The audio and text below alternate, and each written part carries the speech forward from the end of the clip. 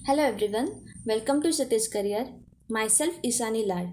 आज हम इस वीडियो में बात करेंगे IBPS AFO प्रीलिम्स के बारे में। इस एग्ज़ाम का नोटिफिकेशन अक्टूबर में आता है। IBPS का कैलेंडर डिक्लेयर हो चुका है, जिसमें prelims exam schedule for 24 and 31 December 2022 and mains to be held on 29 January 2023। ये जो IBPS AFO की प्रीलिम्स रहती है वो क्वालिफाइंग रहती है। जितना कट ऑफ लगेगा उससे ज़्यादा मार्क्स हमें मिलने चाहिए। तो पहले हम देखते हैं कि प्रीलिम्स के लिए सब्जेक्ट कौन से है और उसका वेटेज कैसा रहेगा। This is the pattern of exam. There are 3 subjects, that is quantitative aptitude, reasoning and English. Quantitative aptitude से 50 क्वेश्चंस रहते हैं। Each questions carries 1 mark and medium of exam रहता है English and Hindi and time allotted for this is 40 minutes. Reasoning के 50 questions रहेंगे, maximum marks रहेंगे 50 और medium उसका इंग्लिश एंड हिंदी रहेगा और टाइम अलॉटेड रहेगा 40 मिनट्स। इंग्लिश के क्वेश्चंस 50 रहते हैं और उसके मार्क्स मैक्सिमम मार्क्स रहते हैं 25, मतलब ईच क्वेश्चन कैरीज 0.5 मार्क्स और मीडियम ऑफ एग्ज़ाम इंग्लिश रहता है और उसको टाइम अलॉट रहता है 40 मिनट्स। टोटल क्वेश्चंस रहते हैं 150, मैक्सिमम मार्क्स रहेंगे 125 एंड टाइम उसके लिए अलॉट रहता है 120 मिनट्स।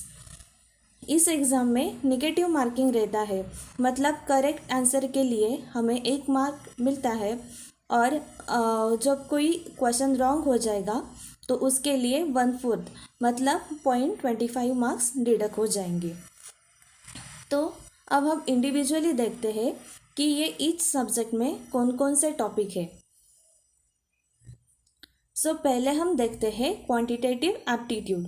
उसमें आते हैं सिंप्लीफिकेशन, अप्रोक्सीमेशन। इस टॉपिक में से हर साल 5 क्वेश्चंस तो आते ही है और ये बहुत ही सिंपल टॉपिक है। इस सब्जेक्ट की हम जितनी ज़्यादा प्रैक्टिस करेंगे उतने ज़्यादा मार्क्स हमें मिल जाएंगे और इसकी प्रैक्टिस जब हमारी ज़्यादा हो जाएगी तो कैलकुलेशन के लिए भी हमें अच्छा पड़ता है। फिर नेक्स्ट टॉपिक है नंबर सीरीज़।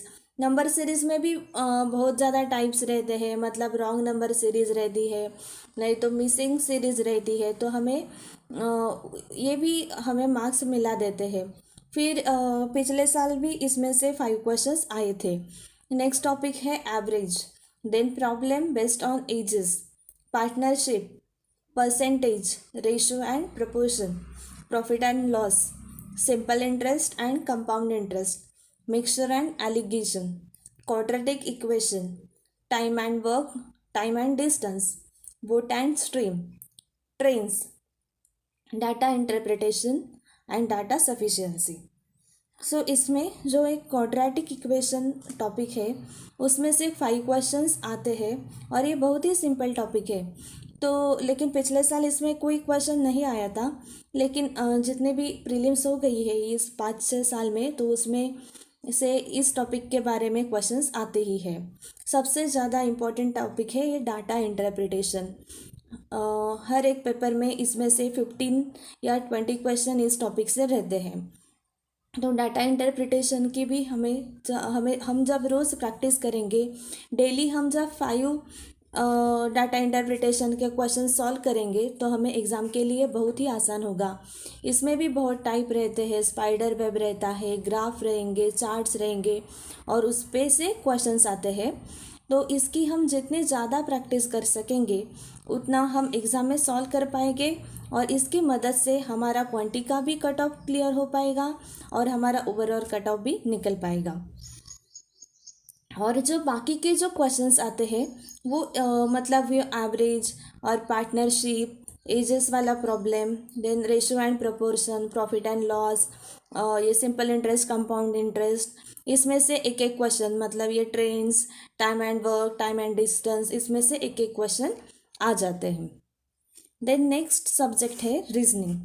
रीजनिंग में ये टॉपिक है coding and decoding, direction test, blood relation, inequality, order and ranking, syllogism, seating arrangement, input and output, puzzle, and analytical reasoning.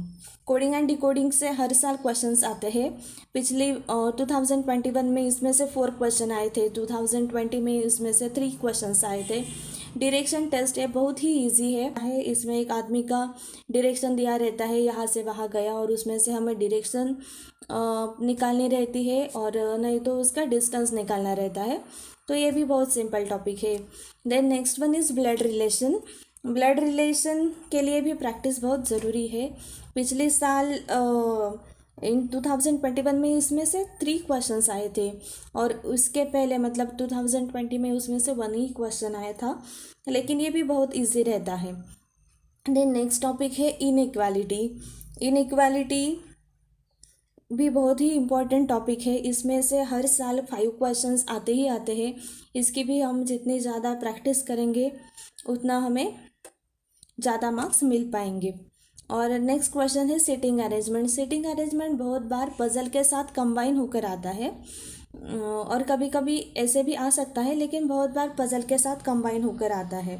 लेकिन इनपुट आउटपुट से भी हर साल क्वेश्चंस आते हैं, लेकिन 2021 में इसमें से नहीं आए थे। और ये सिलोजिज्म, ये सबसे इम्पोर्टेंट टॉपिक है।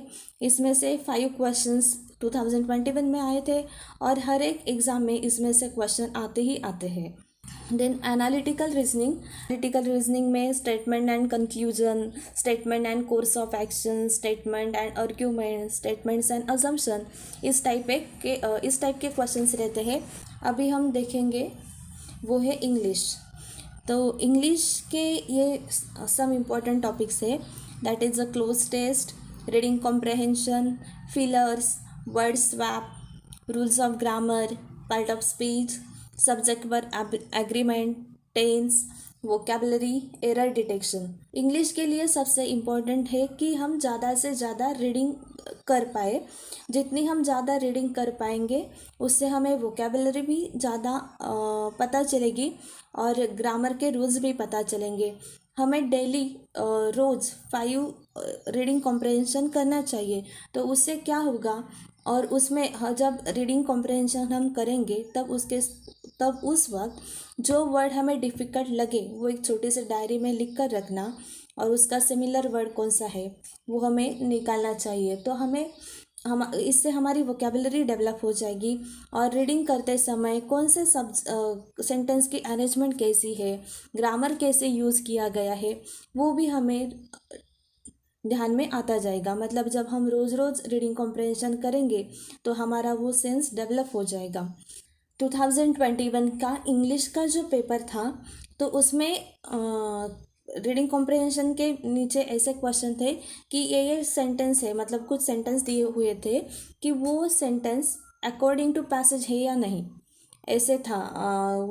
और मतलब 2-3 सेंटेंस रह गए, और उसमें फिर नीचे ए बी ऐसे ऑप्शन रहते थे। तो इसलिए हमें ज़रूरत ये है कि हम ज़्यादा से ज़्यादा रीडिंग करें, तो उसका जो मीनिंग होगा पैसेज का वो हमारे ध्यान में आ जाए। और वो ये सब प्रैक्टिस से ही हो सकता है, इसलिए हमें रीडिंग कॉम्प्रहेंशन पे ज़्यादा ध्यान देना चाहिए। देन आता है फिलर्स। एक सिंगल गैप का भी रहेगा, फिलर सिंगल ही रहेगा, नहीं तो डबल भी रह सकता है, लेकिन फिलर्स के क्वेश्चंस आते हैं। देन ग्रामर के रूल्स के according to rule of grammar, मतलब आर्टिकल कैसा यूज़ करना है वगैरह, ऐसे क्वेश्चंस आते हैं। क्लोज टेस्ट में यहाँ पे सेंटेंस अरेंज करने के लिए रहते हैं। इसमें क्लोज टेस्ट में से 5 क्वेश्चंस आए थे। रीडिंग कॉम्प्रहेंशन पे 17-18 क्वेश्चंस, मतलब 2 पैसेज तो रहते ही हैं। वर्ड स्वैप पे 5 क्वेश्चंस आते हैं। देन एरर डिटेक्शन के 5 क्वेश्चंस रहते हैं। जब हम ये part of speech, tense, subject verb agreement, ये सब अच्छे से टॉपिक करेंगे तभी हम एरर डिटेक्शन अच्छे से कर सकते हैं। और इन 2021 में वर्ड यूजर्स टाइप के क्वेश्चन आए थे। मतलब एक वर्ड दिया था जो 3 सेंटेंस में भी प्रेजेंट था, लेकिन उसका करेक्ट यूज़ कहाँ पे किया गया है वो हमें डिटेक्ट करना था, और वो उसके ऑप्शन थे, ए एंड बी रहेगा, ए एंड सी रहेगा, ऐसे। तो इसके लिए भी हमें, जब हमारी वोकेबलरी अच्छी रहेगी तभी हम वैसे क्वेश्चन सॉल्व कर पाएंगे। अब हमारे पास 3 महीने से ज़्यादा समय है। इस एग्ज़ाम में सबसे ज़्यादा इम्पॉर्टेंट है प्रैक्टिस।